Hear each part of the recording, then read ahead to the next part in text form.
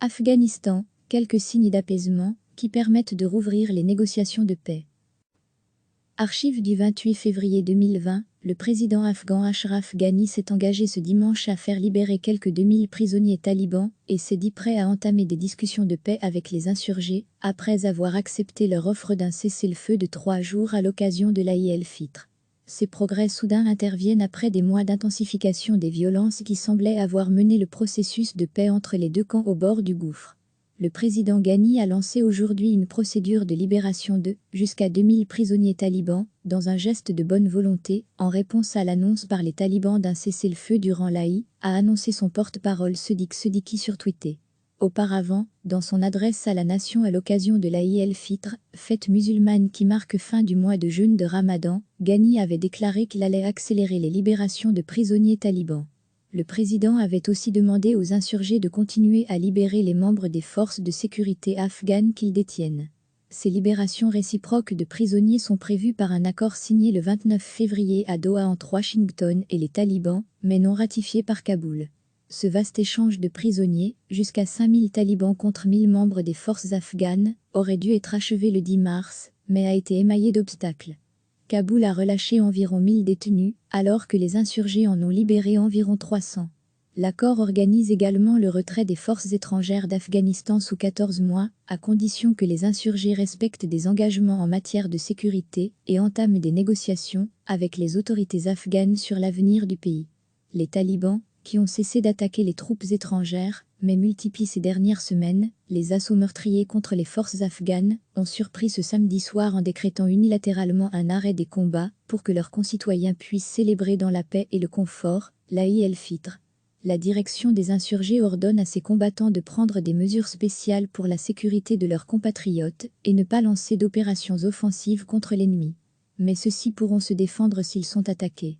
Dans une mosquée de Kaboul ce dimanche matin, des habitants de la capitale se sont réjouis de l'annonce des talibans. « Je suis heureux, depuis ma naissance je n'ai connu que la guerre », a dit Alaf Nazimi Abidullah, 18 ans, employé dans un salon de coiffure, mais cela n'est pas assez, nous voulons un cessez-le-feu et mettre fin au carnage, afin d'obtenir une paix durable dans le pays.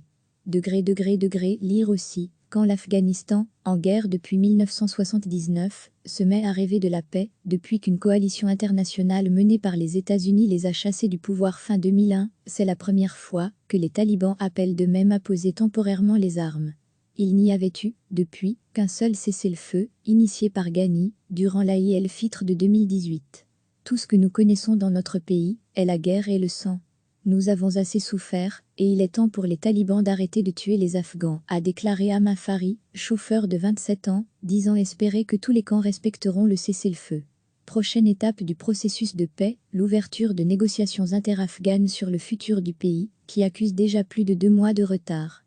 Maintenant, nous voulons avoir des discussions directes avec les talibans dès que possible, afin de stopper le massacre d'Afghans, et nous sommes absolument prêts pour ces négociations, a assuré Ghani ce dimanche. Abdullah, rival politique de Ghani depuis des années, mènera ces négociations de paix, conformément à l'accord de partage du pouvoir signé entre les deux hommes, le 17 mai pour clore plusieurs mois de crise née de la contestation par le premier des résultats de la présidentielle donnant le second vainqueur. Quelques jours avant l'annonce du cessez-le-feu pour l'Aïd el-Fitr, le chef des talibans avait confirmé leur engagement à respecter l'accord avec Washington. Zalma Khalilzad, l'émissaire des États-Unis, s'est félicité de ce cessez-le-feu, y voyant une opportunité qui ne doit pas être manquée.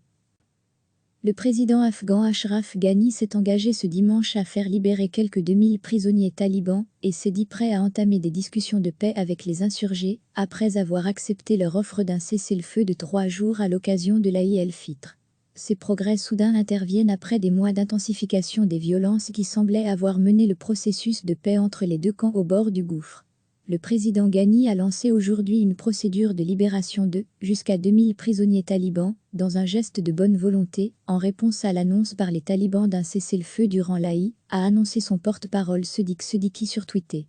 Auparavant, dans son adresse à la nation à l'occasion de l'Aïd el-Fitr, fête musulmane qui marque fin du mois de jeûne de Ramadan, Ghani avait déclaré qu'il allait accélérer les libérations de prisonniers talibans.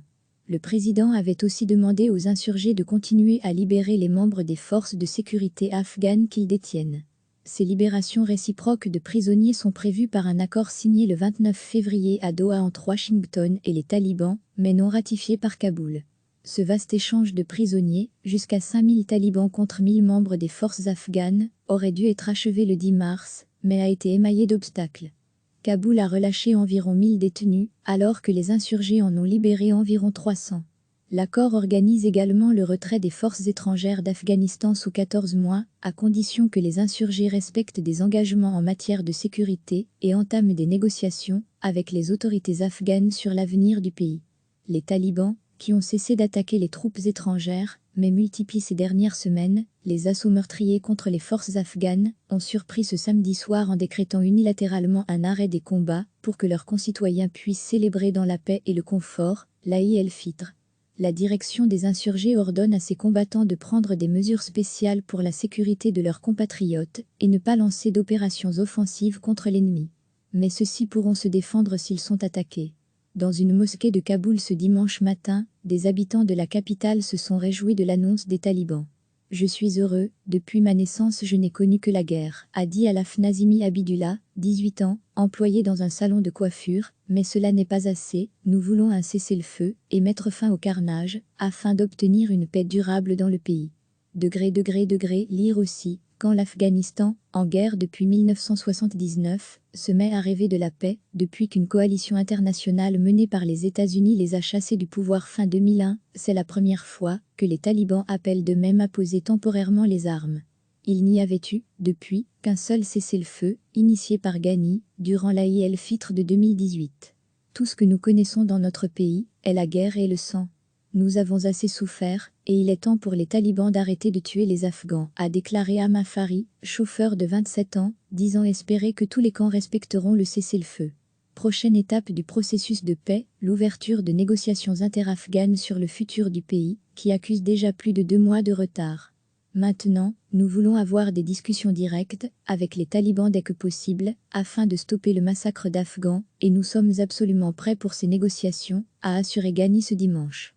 Abdullah, rival politique de Ghani depuis des années, mènera ces négociations de paix, conformément à l'accord de partage du pouvoir signé entre les deux hommes, le 17 mai pour clore plusieurs mois de crise née de la contestation par le premier des résultats de la présidentielle donnant le second vainqueur.